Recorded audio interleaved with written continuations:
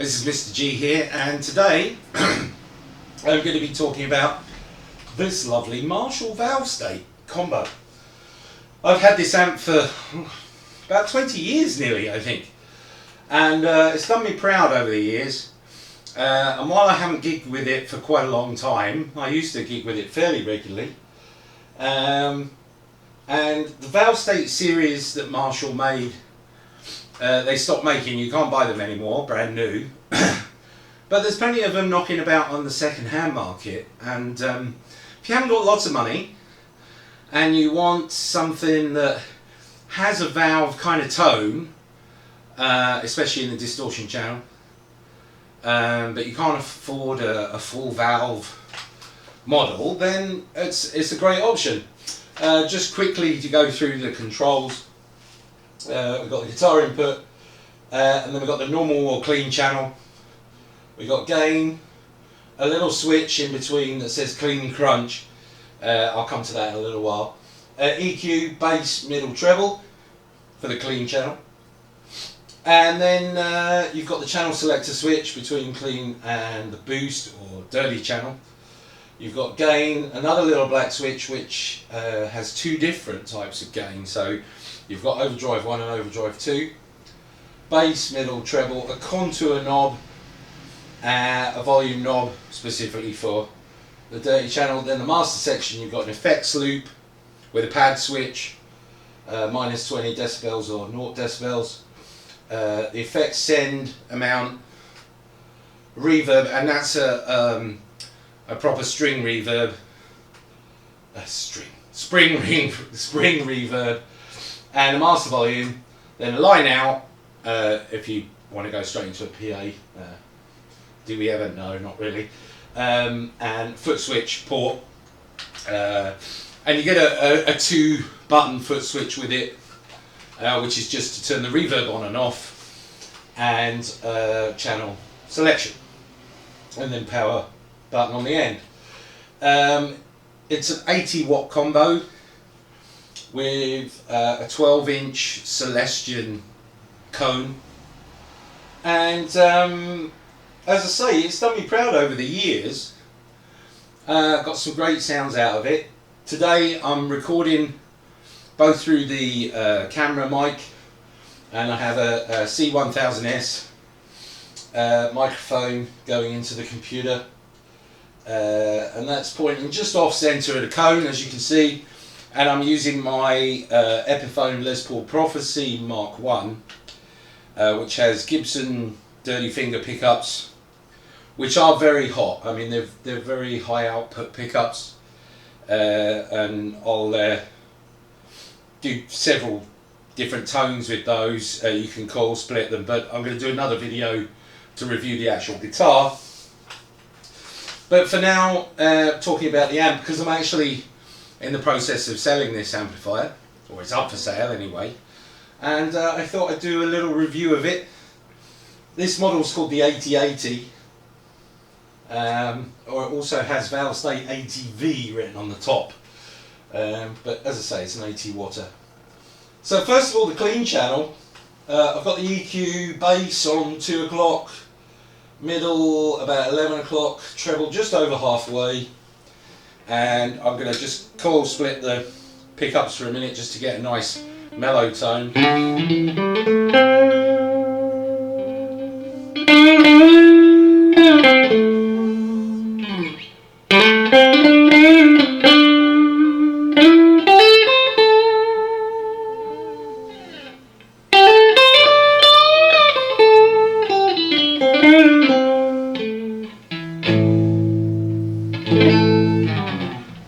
So it's got a lovely clean tone. I love the clean tone on this amp. I'm selling this because I've upgraded to an all valve amp, and I have to say the biggest surprise for me was the clean tone on the valve amp, my new one, is very sweet, and I wasn't really expecting that. And what Marshall did with this particular series is both the power section and the clean channel are fully solid state. There's no valves involved. But the dirty channel has one valve. I have one here because I replaced it recently. this is one of the valves, well, the single valve that is in this amp. It's a 12 AX7. This one still works actually, but and it was relatively easy to replace. I mean, I didn't need to send it away or anything to get the valve replaced, and that's just for the dirty channel. So it's in the preamp of the dirty channel. But back to the clean for a moment. Without the coil tap, obviously a bit more gain.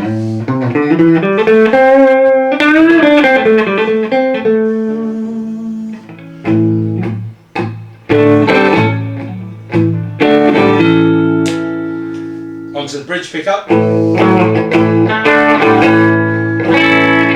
So very little breakup. And that's a decent volume. I mean, I've got the master on about 10 o'clock and the gain on the clean channel just okay, about 9 o'clock, so pretty low, only about a quarter of the way. If you press the crunch button on the clean channel, I'm just going to bring the master down a little bit, you do get a bit more breakup. But I always found, rather than giving you a nicer tone, it just tended to make it louder. And I have to say, I hardly ever used that. It was nearly always just in the clean channel, and then if I wanted some grit or distortion, then I'd move it over to the dirty channel. So just finally, before I do that, just to play a few chords.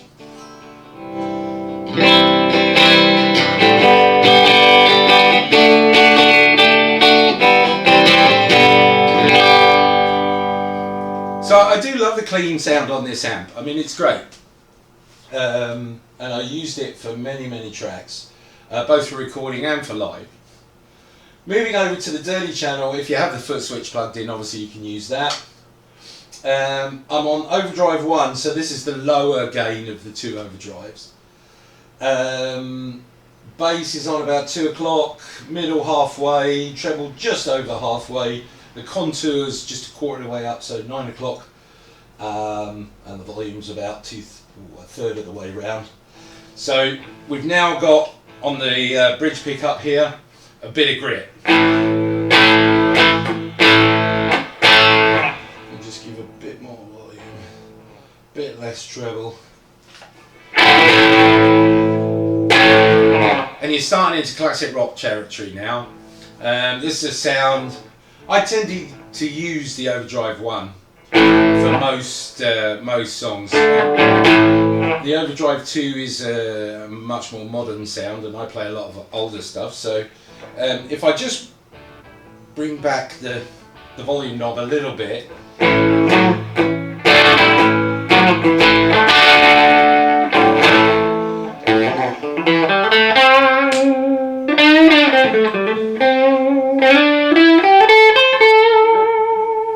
so there's a nice bluesy sound there. Just a small amount of gain really, but still a great tone. So that valve in the preamp section of the boost channel, just giving it that valvey kind of tone.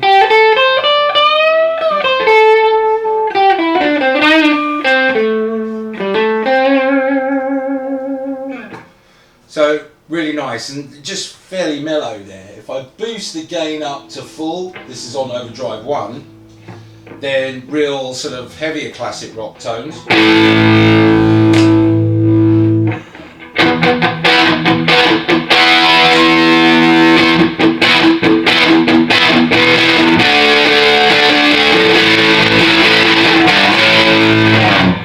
So that's a little harsh, I would say, there. I'm going to bring the contour down a bit less treble, bit more bass.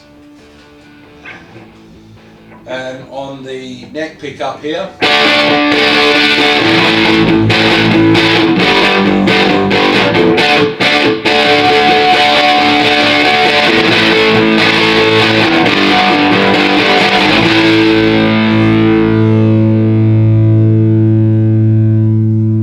so some nice sustain coming from the guitar. This is quite a heavy guitar, so in terms of weight.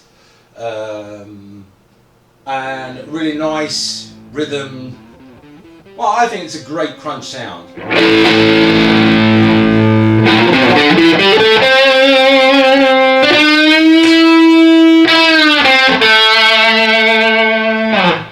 and got some presence there, putting it on the bridge pickup.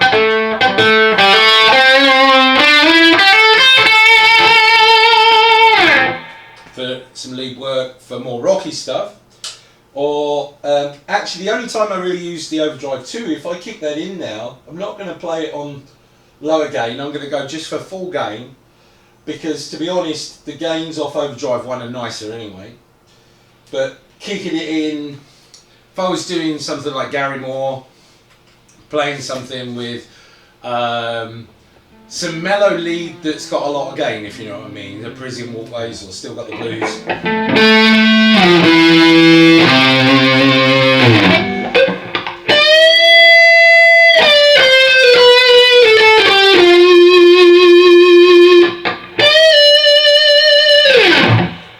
And especially if I bring up the reverb much higher, then we can really get some sort of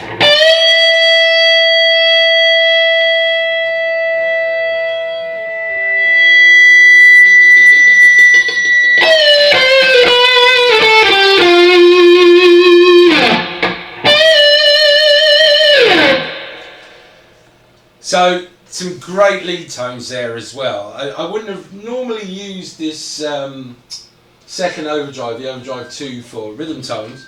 Although if I was playing say much heavier bridge pickup, then as you see you're getting a bit of feedback.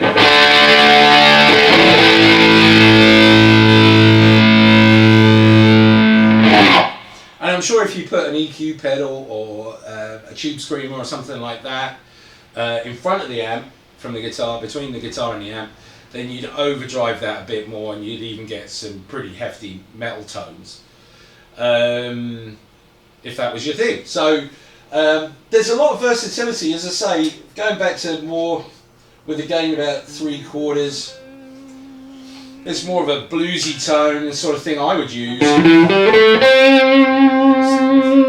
So this is Overdrive 1. With the gain about 3/4, about 3 o'clock.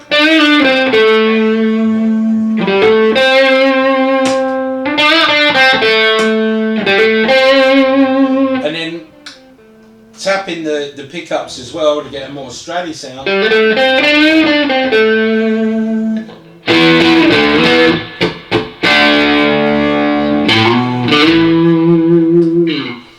So there's a whole variety of stuff that you can do with this amp. It's not too heavy. It's easily you can carry it on your own. It's not a problem.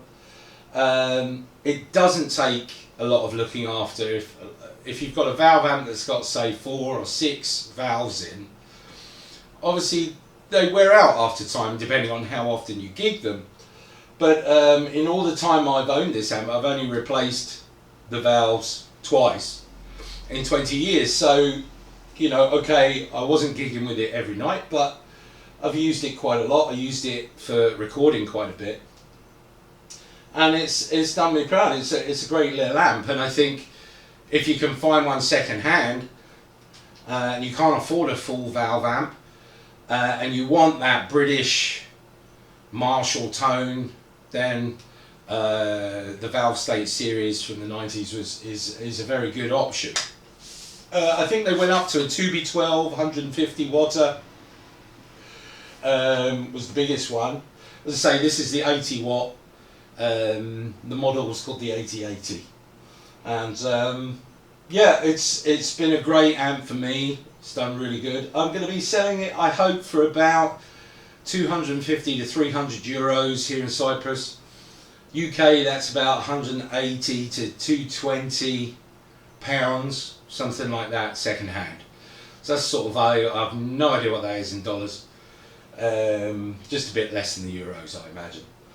And yeah, if you've got that kind of money, you can't afford anything else, and you want that British kind of tone, then the Marshall Valvestate could be the amp for you.